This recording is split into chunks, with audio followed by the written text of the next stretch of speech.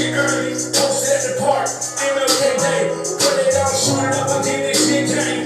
Cock salad, sauce, and mango, it's a throwback party. E-class free, tell Lucas Peter Thomas, Gloria, Steph, Farmer, the Angel, Better,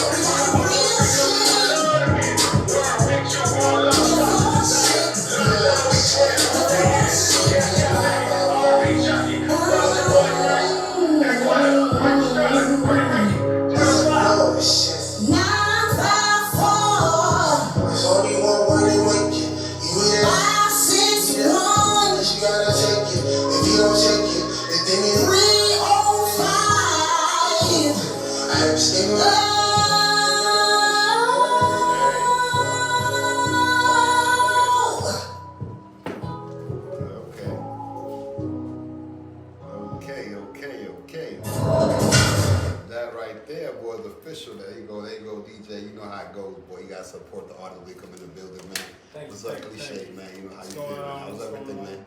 Hey, blessed, man. You already know, man. Yeah. I see you in a minute, man. Welcome to, Florida shit. Thank you for having me. Let me just do this real quick.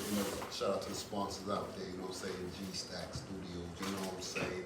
You know how it goes, e-taxes and all, you know what I'm talking about, and Florida shit, you heard, podcast live. Oh, by the way, EGK Entertainment too, you heard what I'm talking about.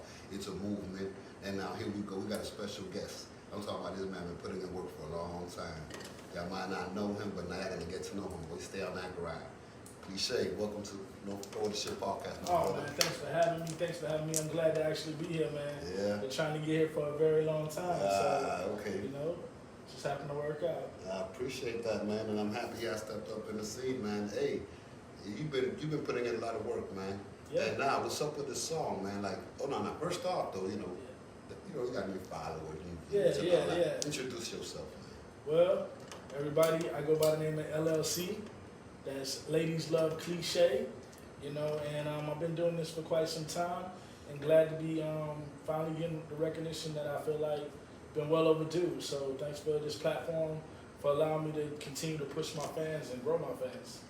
And how long you been doing it and stuff like that? Man, as long as I can remember, man, since maybe like 6 or 7, as long as I can remember hearing music, I always felt that influence with it and felt that I wanted to connect or realize that I connect more with it. So It's just been a life journey, yeah. So hearing that track right now, that's pretty catchy, man. That's pretty catchy. Oh, thank you. Like, where you from? Like, let the fans know, let the viewers know. Well, born and raised in Miami Gardens, you know what I'm saying?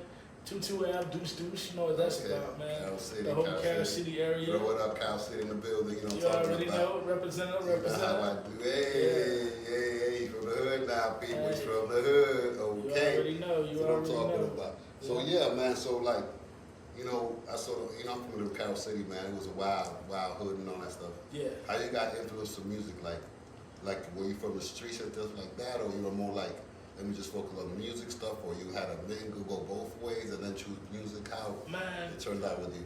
What's so funny is like, sometimes people naturally are a product of their environment. I don't want to necessarily say that I happen to be that, but between friends, family members, sometimes I find myself in those situations, and that also would make me a better man and would help me raise myself to get to where I'm at. And along those paths, there was always somebody pumping something out their dunk or pumping something out their trunk that was beating. And I always fell in love with the old school music, and as the old school music continued to transition, then we get hip hop, we get rap, and then everybody know Uncle Al, Uncle Luke, names that I mentioned in the song that I praise that helped raise me. You know what I'm saying? Their music kept me in and out of trouble. You know what I'm saying? So definitely. So by you seeing that, it influenced you even better. Like, you want to be playing them donks on 15s. You want to be the nigga coming out those speakers up. You already know, man. I feel that, man.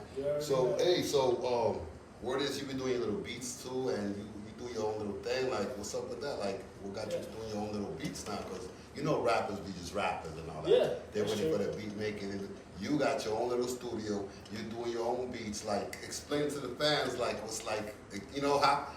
First off, this is what I want to know. Yes. When you first learned it, how you felt, like how did that affect you like, wow, you know what, that just. Man, I like to think of it as like anything that we pick up and determine it could be a hobby or just something to pass time. I remember learning how to ride a bike, and my dad letting me go, and I'm still like not on training wheels no more, just really riding a bike and didn't fall, and he let me go quite some time back. I think it's the same thing when it came with music. I always felt the connection with it, and when I first got my hands on programs and platforms to be able, and keyboards, to be able to create my own sounds, it just like, it felt like I'd already been here before, like something that I was already destined to pretty much be doing. And in the beginning, it was just me making sounds to see if it can make sense, to me making sounds and it does make sense, to me making sounds and rapping and recording over and even selling beats.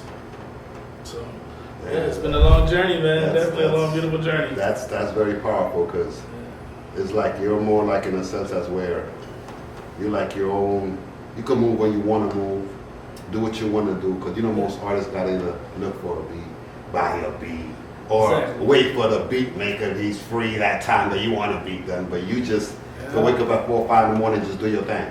It's just like that. It's a beautiful thing, man. And I feel like anyone can do that. Everyone has sounds within them. Everyone has frequencies within them that they need to get out, and that's what we see more with the poets or the people who are rapping.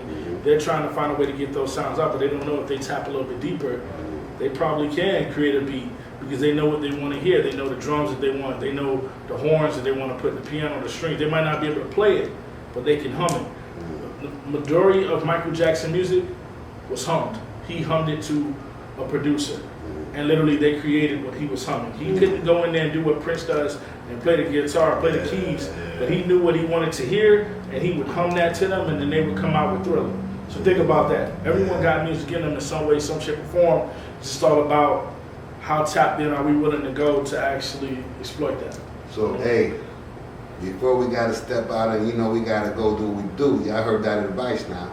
All y'all niggas got them beats up there, boy. Y'all can create your own stuff now, though, bro. But before we leave doing all that stuff, because we so happy you came through and did your thing, let them know where they could reach you at. Where they could, you got your things at, what you doing next, go ahead. Hey, it's on you now. I'm just going to sit back and smoke a bunch of. Man, I'm all over the place. First off, you can find me in the home of Shxt Studios. You can find me at GMuzick. You can find me on IG at LLC, Cliche, LL Cliche. Also on Facebook with the same tag. Also on YouTube with the same tag. Remember, if you don't see the LL in front of Cliche, it ain't the same person.